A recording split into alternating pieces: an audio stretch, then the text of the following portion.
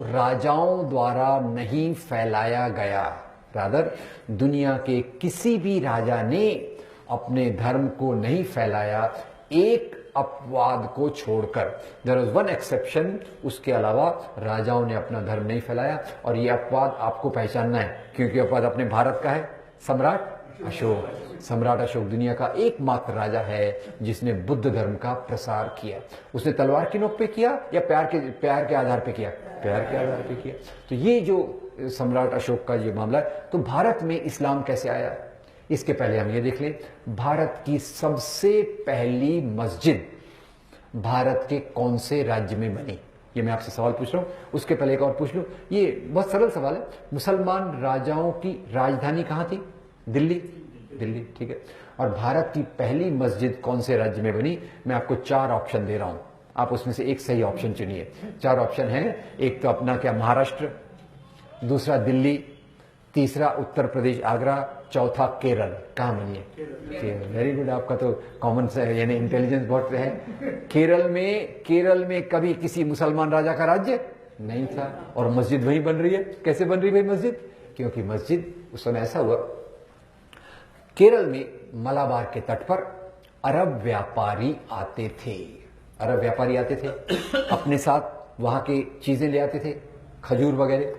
और भारत की जो अच्छी चीजें हैं, आम, केले, मसाले, यहां से लेके जाते थे। राजा को टैक्स मिलता था, राजा भी खुश, लोग भी खुश, व्यापारी भी खुश।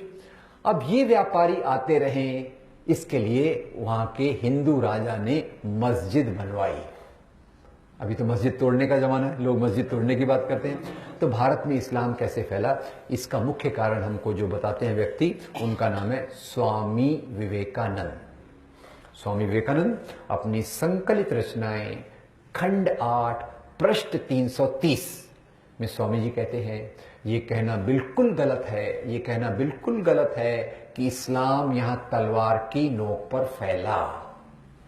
यहां के शूद्रों ने, यहां के अछूतों ने वर्ण व्यवस्था के अत्याचार से बचने के लिए इस्लाम धर्म को कबूल किया। ये स्वामी जी कह रहे हैं। इसको हम थोड़ा कॉमन सेंसिकली देखें। अच्छा देखिए, हर एक धर्म में लोग कहीं पूजा पाठ के लिए जाते हैं, दर्शन के लिए जाते हैं। अच्छा, हिंदू धर्म में कहां जाते हैं लोग? मंदिर में जाते हैं। शूद्रों को क्या माना जाता था? अछूत माना जाता था, हिंदू माना जाता था। क्या उनको मंदिर जाने की अनुमति थी? आज है 50-50। कोई है हाँ बोल रहे, कोई ना बोल रहे, तो मैं आपकी बात मिला के बोल रहा 50-50। पहले 0, आज 50-50।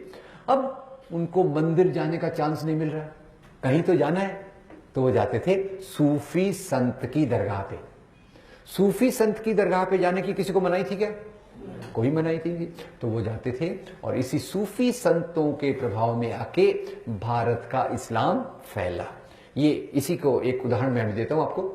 आपको पता होगा, हमारी हिंदी फिल्मों में एक महान संगीतकार हैं जिनको बहुत सारे ऑस्कर अवार्ड मिले हैं। क्या नाम है उनका? ए.आर. रहमान। ए.आर. रहमान का पूरा नाम है अल्लाह रखा रहमान। उनका पहला नाम है दिलीप कुमार।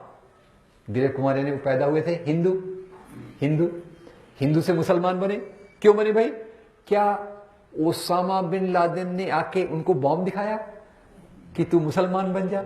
ऐसा नहीं हुआ ऐसा दोस्तों, ये बहुत भावना का मामला था। भावना का मामला ऐसा था कि दिलीप कुमार के पिताजी को कैंसर हो गया।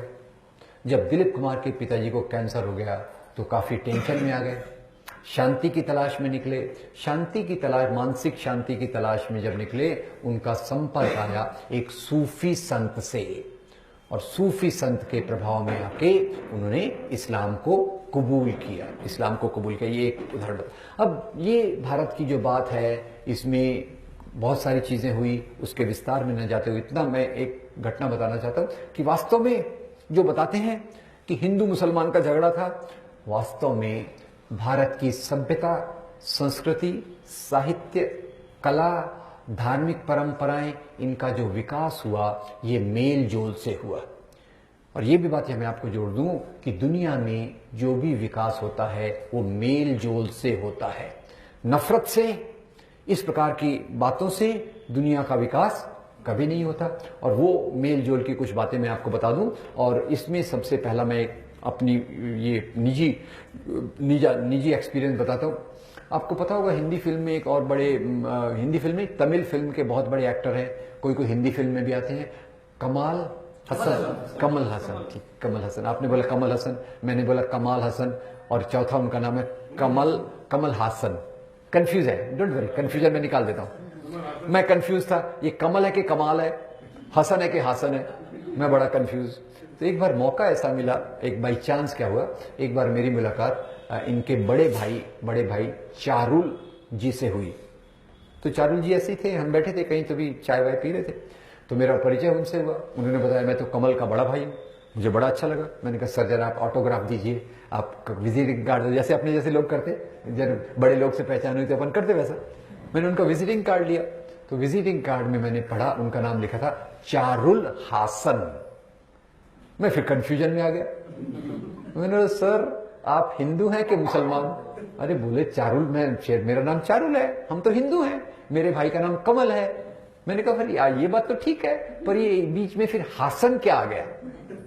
बोले हासन हमारे परिवार के पीर का नाम है, पीर, और उस पीर से हमने अपना नाम लिया, इसलिए मैं चारुल हासन, मेरा भाई कमल हासन, मेरी भतीजी श्रुति हासन, वो भी फिल्मों में बहुत अच्छा ये करती है।